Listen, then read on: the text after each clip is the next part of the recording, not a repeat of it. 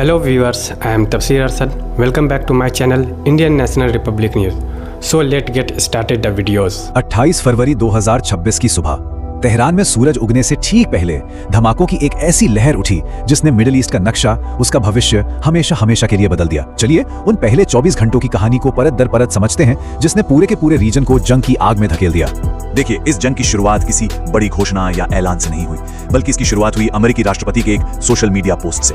बस इन चंद शब्दों ने पूरी दुनिया को हिलाकर रख दिया और ये साफ कर दिया कि एक बहुत ही खतरनाक खेल अब शुरू हो चुका है। इस पूरे मिलिट्री ऑपरेशन की जो बुनियाद थी वो एक ही स्ट्रेटजी पर टिकी थी, डिकैपिटेशन स्ट्राइक। इसका मतलब समझिए, मकसद सिर्फ बिल्डिंगों पर बम गिराना नहीं था, नहीं, असली मकसद था ईरान की लीडरशिप का, आप कह सकते हैं, सिर ही कलम कर देना। उसकी पूरी कमांड चेन को इस तरह से तोड़ देना कि वो पलटवार करने के बारे में सोच तक ना सकें। तो पहला फेज था एक बहुत बड़ा और सिंक्रोनाइज्ड हमला। आइए देखते हैं कि अमेरिका और इजराइल ने मिलकर इसे कैसे अंजाम दिया। इस जॉइंट मिलिट्री ऑपरेशन को दोनों देशों ने अपने अपने कोड नेम भी दिए। अमेरिका ने इसे नाम दिया ऑपरेशन एपिक फ्यूरी, जबकि इजराइल ने इसे ऑपरेशन रोरिंग लायन कहा। अमेरिकी सेंट्रल कमांड, जिसे हम सेंटकॉम भी कहते हैं, उसने इसे सिंगल सिंक्रोनाइज्ड वेव का नाम दिया। अब ये सिर्फ एक मिलिट्री टर्म नहीं है, ये हमले की भयावहता को दिखाता है। मतलब हवा, जमीन और समंदर से एक साथ एक ही विनाशकारी लहर में हमला किया गया। मकसद था ईरानी डिफेंस को मौका दिए बिना पूरी तरह से कुचल देना। और इस लहर की जो तीव्रता थी वो तो बस कल्पना से भी परे थी। सोचिए, सिर्फ पहले 24 घंटों में अमेरिका ने ईरान पर 1000 से भी ज्यादा हमले किए। इसका मतलब ये हुआ कि औसतन हर 90 सेकंड में एक हमला हो रहा था। ये इस ऑपरेशन के पीछे लगी जबरदस्त मिलिट्री पावर का सीधा सबूत था। ये हमला एक तरह से अमेरिकी मिलिट्री टेक्नोलॉजी का शोकेस था। B-2 स्पिरिट स्टेल्थ बॉम्बर्स ईरानी रडार को चकमा देते हुए सबसे सुरक्षित न्यूक्लियर साइट्स तक जा पहुंचे। वहीं B-1B लैंसर बॉम्बर्स ने अमेरिका से 30 घंटे से ज्यादा की नॉन स्टॉप उड़ान भरी, ये दिखाने के लिए कि अमेरिका दुनिया के किसी भी कोने में हमला कर सकता है। ये सिर्फ एक अटैक नहीं था, बल्कि टेक्नोलॉजी के दम पर अपनी ताकत का खुला प्रदर्शन था। और हाँ, इसी ऑपरेशन में एक नए हथियार ने अपना डेब्यू भी किया, Lucas one way attack UAV। ये एक अमेरिकी कमिकेज ड्रोन है और मजे की बात यह है कि इसे ईरान के ही मशहूर शाहिद ड्रोन की तर्ज पर बनाया गया है। ये ड्रोन वॉरफेयर के एक नए दौर का साफ संकेत था। चलिए अब उस घटना पर आते हैं जो उस दिन की सबसे बड़ी खबर थी और जिसने पूरे रीजन की जियोपॉलिटिक्स को हमेशा के लिए बदल कर रख दिया। वो था ईरान के सुप्रीम लीडर पर किया गया टारगेटेड हमला। हमले के फौरन बाद एक कंफ्यूजन का माहौल बन गया। एक तरफ ईरान के विदेश मंत्री कह रहे थे कि जहां तक मुझे पता है सुप्रीम लीडर जिंदा है, वहीं दूसरी तरफ अमेरिकी राष्ट्रपति ने 2 टूक शब्दों में कह दिया वो मर चुका है। और ये हमला सिर्फ खामेनी तक ही नहीं रुका, उनके साथ साथ ईरान के रक्षा मंत्री, IRGC के कमांडर और करीब 40 दूसरे सीनियर अधिकारी भी मारे गए।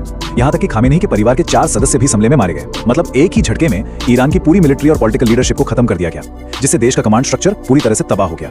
अपने लीडर्स के मारे जाने के कुछ ही घंटों बाद ईरान ने बौखलाहट में एक जवाबी कार्रवाई शुरू की, जिसे नाम दिया गया operation true promise IV। Iran का जवाब 3 तरफा था। पहला, उन्होंने सीधे इजराइल पर बैलिस्टिक मिसाइलें दागी। दूसरा, उन्होंने खाड़ी के देशों में मौजूद अमेरिकी मिलिट्री बेस को निशाना बनाया। और तीसरा मोर्चा उन्होंने समंदर में खोल दिया, जहां तेल के टैंकरों और जंगी जहाजों पर हमले हुए। मतलब ये लड़ाई कुछ ही घंटों में पूरे रीजन में फैल गई। अब मिलिट्री एक्शन से हटकर जरा उस मानवीय संकट की बात करते हैं जो ईरान की राजधानी तेहरान की सड़कों पर देखने को मिल रहा था। ये टाइमलाइन दिखाती है कि कैसे बस कुछ ही घंटों में एक बड़े शहर में आम जिंदगी पूरी तरह से ठप हो गई। सुबह 7 बजे हमले शुरू हुए और शाम होते होते शहर में अफरा तफरी का माहौल था।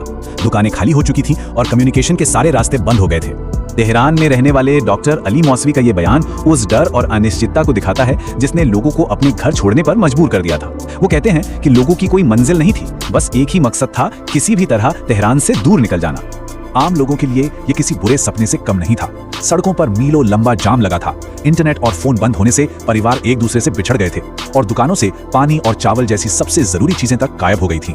चलिए अब फिर से बड़ी तस्वीर पर नजर डालते हैं और देखते हैं कि इन पहले 24 घंटों के बाद दुनिया भर से क्या रिएक्शन आए और इसके क्या नतीजे निकले। ईरानी रेड क्रिसेंट के मुताबिक पहले ही दिन 201 लोग मारे गए और 747 घायल हुए। लेकिन जो बात सबसे ज्यादा दिल दहला देने वाली है वो ये है कि मरने वालों में 160 से ज्यादा स्कूल की बच्चियां थीं जो बंदर अब्बास शहर में हुए एक ही हमले का शिकार बनी। दुनिया भर से जो रिएक्शन आए वो भी बटे हुए थे। एक तरफ ट्रंप और नेतन्याहू ने हमले जारी रखने की कसम खाई, तो वहीं दूसरी तरफ यूनाइटेड नेशंस ने फौरन सीज फायर की अपील की। यहाँ तक कि अमेरिका के अंदर भी डेमोक्रेट्स ने कांग्रेस की मंजूरी के बिना जंग शुरू करने पर सवाल उठाए। लेकिन शायद सबसे हैरान करने वाली तस्वीर ईरान के अंदर से ही आई, जहां एक तरफ मातम का माहौल था, वहीं कर्ज शहर में कुछ लोग खामेनी की मौत का जश्न मना रहे थे और पुराने राजशाही शासन के समर्थन में नारे लगा रहे थे। ये ईरान की अंदरूनी राजनीति की जटिलता को दिखाता है। तो इन पहले 24 घंटों ने मिडिल ईस्ट को एक बहुत ही अनिश्चित और खतरनाक रास्ते पर लाके खड़ा कर दिया है। ईरान के पास अब कोई टॉप लीडरशिप नहीं है। अमेरिका इजराइल का गठबंधन और आक्रामक हो गया है और पूरी दुनिया बटी हुई है। लेकिन ये आग सिर्फ मिडिल ईस्ट तक ही नहीं रुकेगी। अब सबसे बड़ा सवाल यह है कि जब ये लपटें फैलेंगी तो भारत और दक्षिण एशिया पर इसका क्या असर होगा।